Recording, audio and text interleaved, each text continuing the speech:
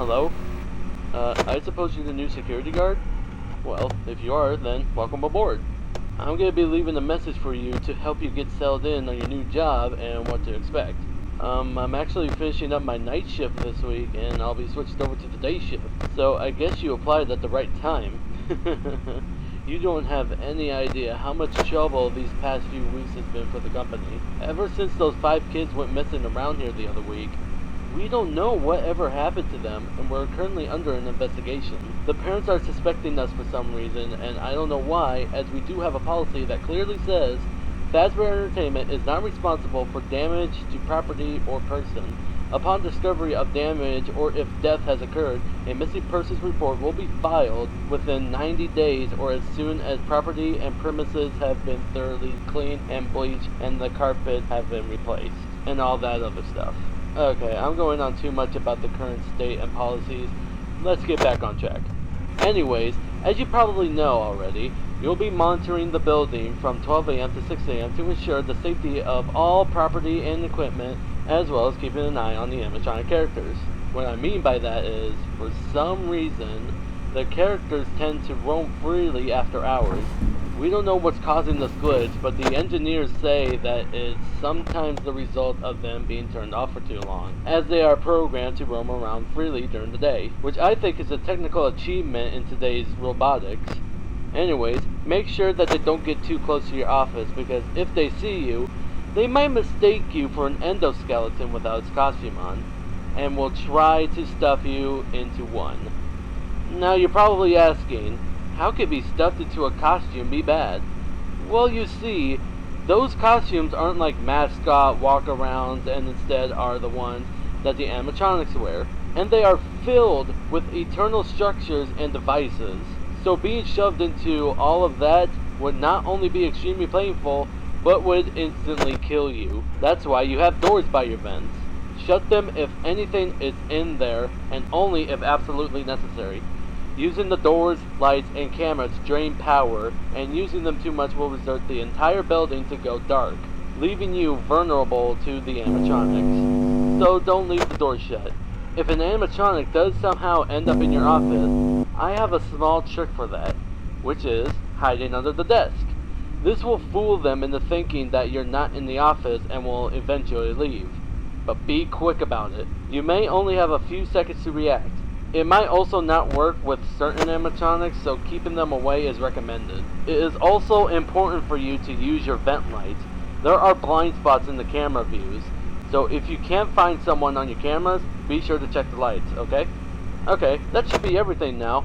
And before I go, I am required to greet you with the company's label. Welcome to Freddy Fazbear's Pizza, a magical place for kids and grown-ups alike, where fantasy and fun come to life. Good night. Good luck, and I'll chat with you tomorrow.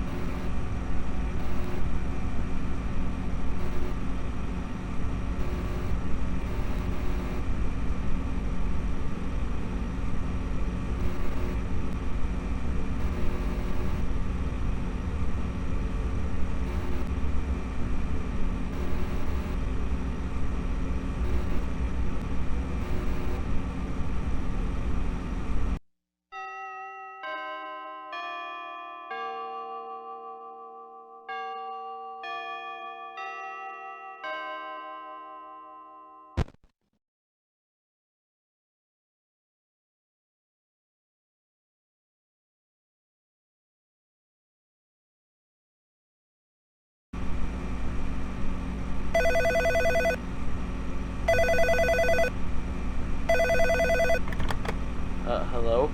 Hello? I heard you made it out on your first night, and if you did, then congrats!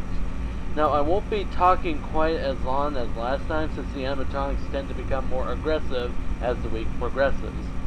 There are some things that I forgot to mention, and some things I should give you an update on. Have you checked or noticed Camp 3 where Pirate's Cove is? Well, Foxy the Pirate Fox is in there, and he's a little more unique than the other characters as he becomes more active when the cameras remain off enough. Now, I don't think the hiding under the desk technique will work on him. If he ventures far out of his cove, then try to stare at him for as long as possible, and that should make him go back into his cove, as he doesn't like being watched. I guess it creates some kind of system restart within his servos, or something. I don't know. Anyways, I guess by now you've noticed those golden animatronics on their own separate stage in Can 2. Those are from the older restaurants known as Fredbear's Family Diner. I'm not gonna go into detail about what happened over there, but it was shut down and the animatronics were sent back here. At first the manager was reluctant to repurchase them, but we were able to convince him to bring back something special.